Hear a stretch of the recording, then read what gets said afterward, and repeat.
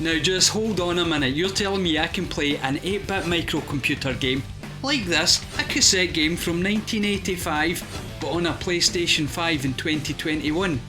Well, I've definitely got to give that a try. I just don't know how I'll get the tapes into the PlayStation 5.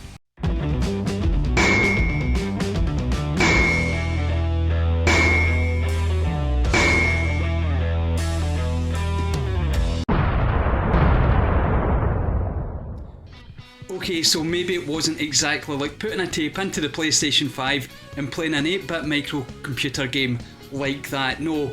But what some wonderful people have done, well, they've taken one of the games from the vault of history, and that is Saboteur from Durrell Software in 1985, and well, they've turned it into a PlayStation 5 game.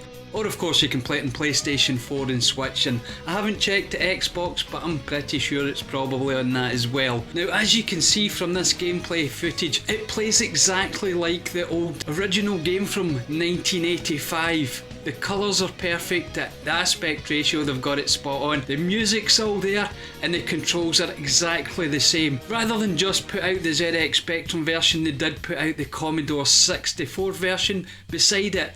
And you have the option to go between either the ZX Spectrum or the Commodore 64. And also, just to put the icing or the cherry on top of the icing on this game, they've given us a modern loading screen and modern music that you can choose between, whether you want to switch between the ZX Spectrum music, the Commodore 64 music, or the new modern music as they like to call it.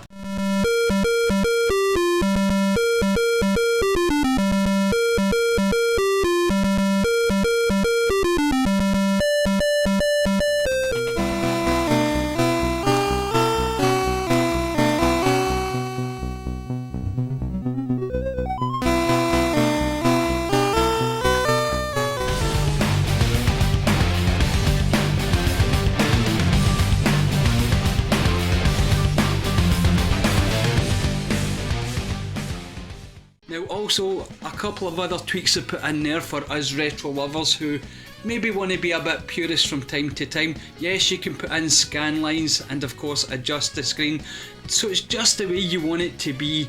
Now for me, I was more than happy to play this on a modern screen with modern settings, because when it came to the actual game and the gameplay, well, they didn't change anything at all. It controlled exactly the same way, with the exception I wasn't using a keyboard like the old rubber keyboard on the ZX Spectrum to play the game. I got to use my DualSense, which was much more appropriate to the game, because let's face it, trying to play these games on a keyboard, well, you really have to have done that for decades like myself to have any sort of chance in progressing with the game.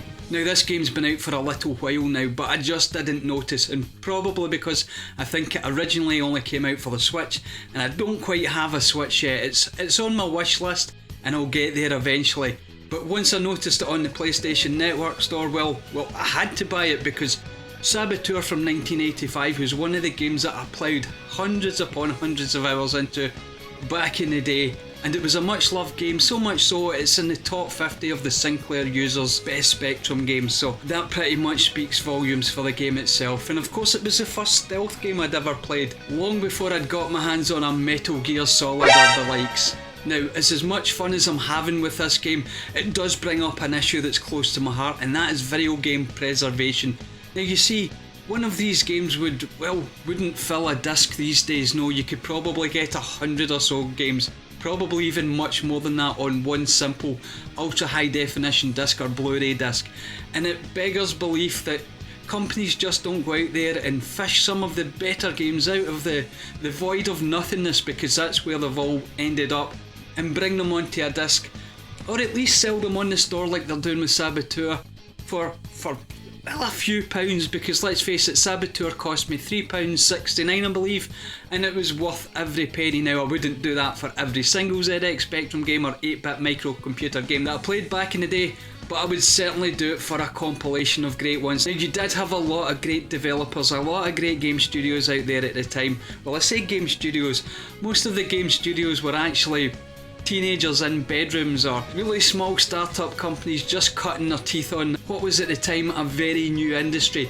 But there was so many great games and so many great developers that we should really be looking at people like Sony, Nintendo and Microsoft to dig in there and give us a few compilations of these games, because who out there wouldn't buy a compilation from a very special studio by the name of Ultimate Play the Game, who of course, as many of you will probably know, became Rare.